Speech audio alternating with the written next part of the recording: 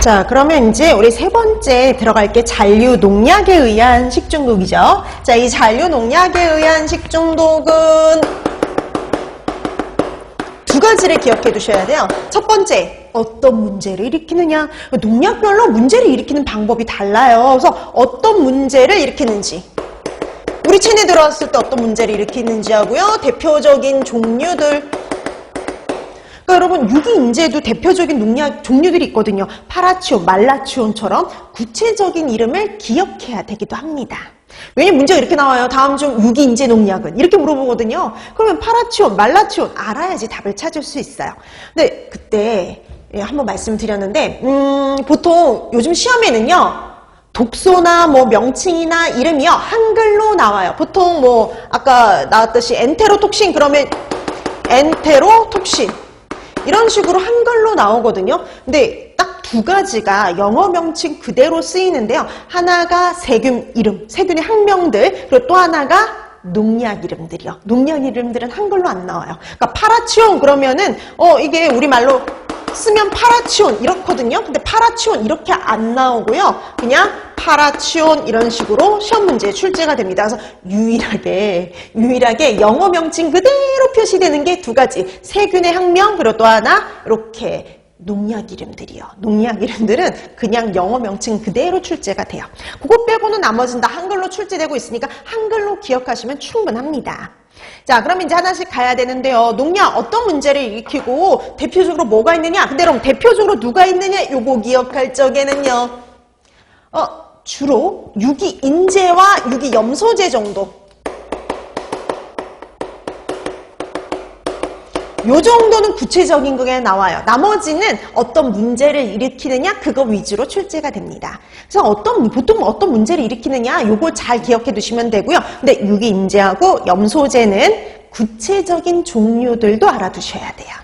자, 그럼 하나씩 갑니다. 자, 제일 먼저 유기인재 농약. 유기인재. 그럼 유기인재 농약 같은 경우에는요. 독성이 되게 강해요. 자, 독성은 강한 반면에 잔류성은 좀 약하거든요.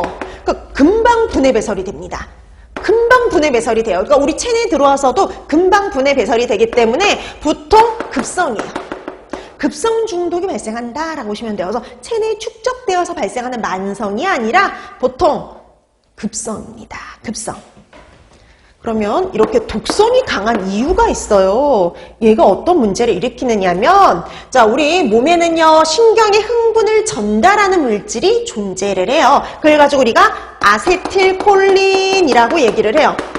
근데 이런 아세틸콜린은, 이게 신경의 흥분을 전달하는 아세틸콜린은 이렇게 분해되는 게 정상입니다. 이렇게 분해되는 게 정상인데, 우리 몸에 유기인재 농약이 들어오면은요, 이걸 분해되는 걸 막아요. 자, 이때 분해되는 때 관여하는 요소가 존재하는데요. 그게 바로 콜린 에스터라제입니다. 자, 그래서 이 유기인재 농약의 독성이 강한 이유는요. 우리 몸에 있는 콜린 에스터라제의 작용을 저해하기 때문에 라고 보시면 돼요. 그래서 콜린 에스터라제의 작용을 저해하기 때문에 독성이 엄청 강하게 나타나는 거예요. 자, 이거의 가장 대표적인 애가 누구냐? 자, 대표적인 농약 기억하셔야 된다고 말씀드렸죠. 구체적으로 나와요. 다음 주 유기인재 농약은. 근데 가장 많이 나오는 게 파라치온과 말라치온이에요. 그래서 여러분, 뒤에 이렇게 끝납니다. 치온. 그래서 파라치온, 말라치온 이렇게 이름 끝나는 것들이 바로 뭐예요? 유기인재 농약 이렇게 알아두시면 됩니다. 자, 그래서 콜린 에스터라제의 작용을 저해해서 독성이 엄청 강한 유기인재 농약을 찾아라. 보통 이렇게 나옵니다. 유기인재 농약, 파라치온, 말라치온. 그래서 콜린 에스터라제의 작용을 저해해서 문제를 일으켜요. 자, 그 다음에 두 번째 유기염소제. 자, 그러면 이제 유기인재가 2021년, 2022년 연속으로 연달아 출제가 됐거든요. 그 다음에 나온 게 누구냐? 유기염소제죠. 얘가 두 번이나 나와서 그 다음에 얘가 바톤을 이어받는 거예요. 자, 유기인재는요, 유기염소제는요, 유기인재보다 독성은 좀 약한 편이에요. 그 대신 잔류성이 너무 강해요. 자, 그래서 여러분 유기염소계의 특징은 뭐니 해도 잔류성이 엄청 강하다는 거. 그리고 지용성이에요. 그럼 여러분 생각해 보세요. 얘 같은 경우에는요.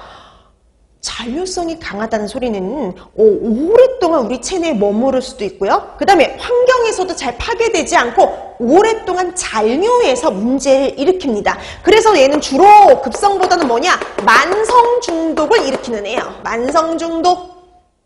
자, 그 다음에 뭐 대표적인 증상으로는 얘는 특히 얘도 신경의 문제를 일으키는 독소긴 합니다. 그래서 신경과 관련된 독소. 그래서 우리 교재에도 나와 있듯이 얘 같은 경우에는 신경 독성 물질로 작용을 해서요. 특히 중추신경에 문제를 일으켜요. 근데 그거보다 더 중요한 건 바로 요거. 가장 대표적이네. 유기염소계의 대표가 누군지 아세요? DDT요, DDT.